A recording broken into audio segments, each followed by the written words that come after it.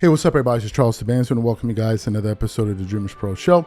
We cover everything from sports, hot topics, classic debates, entertainment, and we give you guys a fresh perspective on things and how we see them. And today we have a very, very interesting piece of news that we'd like to share with you guys. Before we get into it, please make sure you like the video and subscribe to the channel. Now, as you guys know, Max Kellerman has become one of the most sought-after figures by sports fans in all of sports. Why?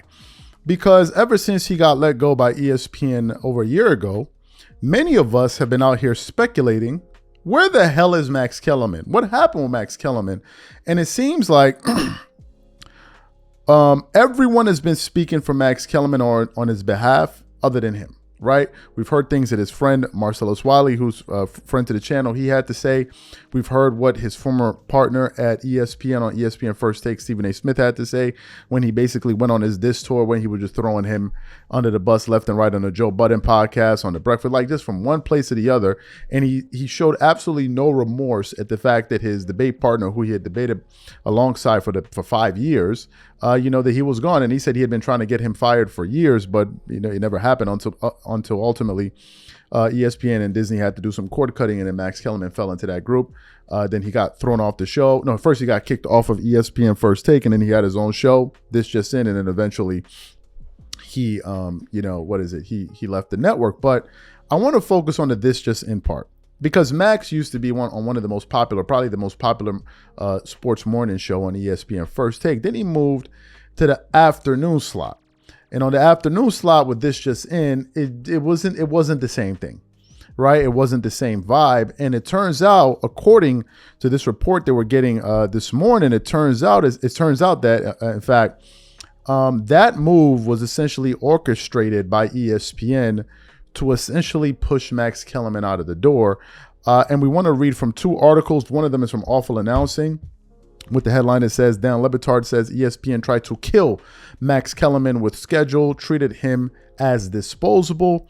And then we have another article from The Spun, which basically says ESPN accused of horrible treatment of longtime host Max Kellerman. So I want to start off with this Awful Announcing article, and then continues on, and it says, Max Kellerman has been out of the public eye since he was let go by ESPN last summer. Kellerman held a lot of roles on ESPN over the years. Most recently, he hosted an afternoon TV show, This Just In, with Max Kellerman, and co-hosted morning show Keyshawn Johnson, Jay Will, and Max on ESPN Radio until his departure from the network in June 2023.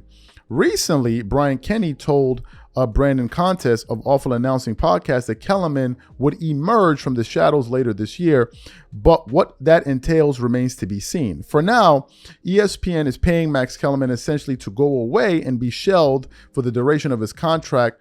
For his contract has drawn a lot of responses, including from Dan Le Batard. The host of the Dan Le Batard show with Stu Gatz revealed Wednesday that ESPN asked him something similar when they were negotiating his exit from the network. Max Kellerman, at the center of those debate show wars, was collateral damage on something. Le Batard said in a conversation on his show with Miami radio host Jonathan Soslow.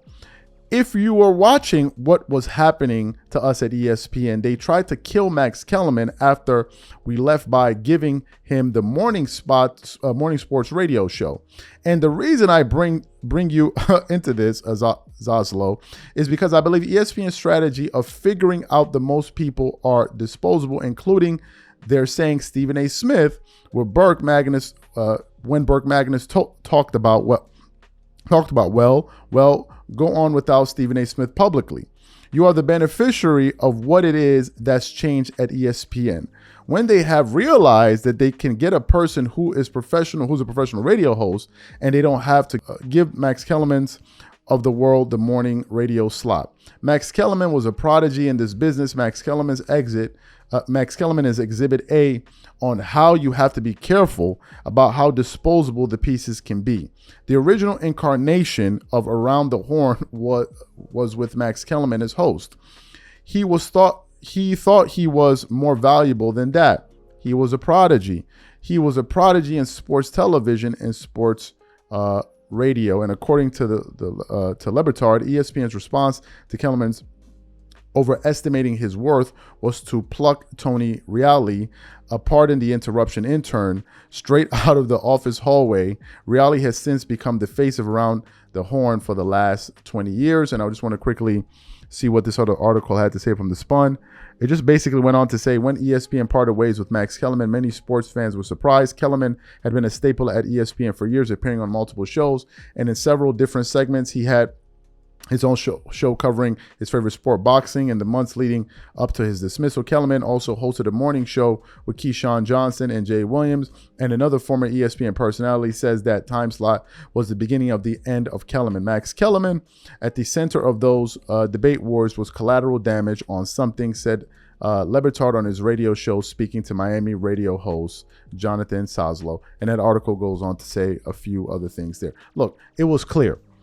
It was clear that Max Kellerman wasn't going to make it on ESPN. It was absolutely clear.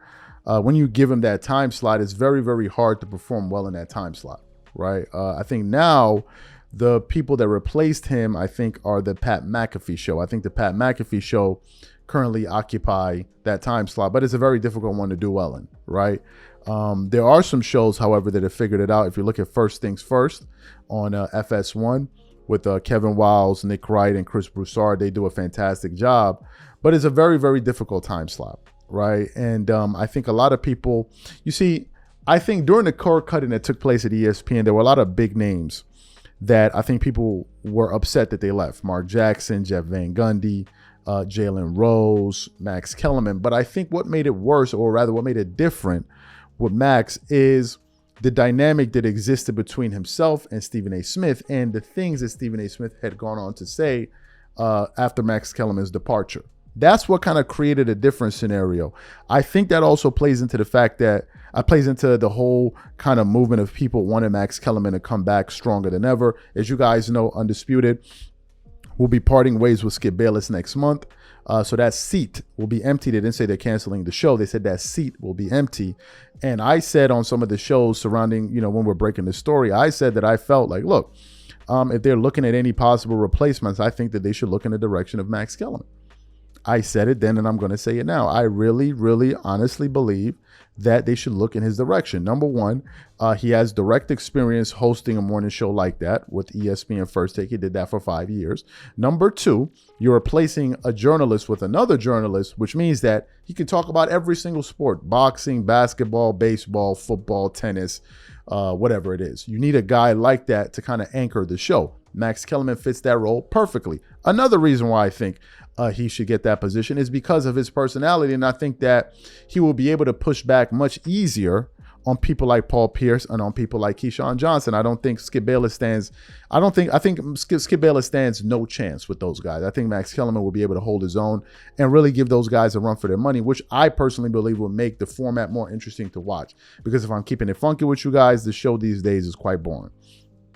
Yes, I like the addition of Paul Pierce. He makes the show quite interesting at times, but overall the show is boring. And I think that if you bring in a guy like Max Kellerman, it would bring a lot of excitement back to that show. This is just my personal view here. But based on some of the things that Dan Le Batard said, who is someone that used to work at ESPN, it was clear that ESPN was sending a message to Max Kellerman, and not just Max, to a lot of people, that you guys are replaceable. Hell, they did it to Jeff Van Gundy and Mark Jackson, and they replaced them with J.J. Redick and I think Doris Burke. Now, Doris Burke obviously is a seasoned veteran when it comes to covering sports, but I think that given the heavy criticism that ESPN received of their coverage during the NBA Finals, I think no one with a straight face will argue that they missed Mark Jackson and Jeff Van Gundy dearly. Right? Dearly. So these are my thoughts. What I want to know from you guys, what do you think about this report? Whatever you guys think, please give your thoughts and comments in the comment section, and we catch you on the next show. Peace.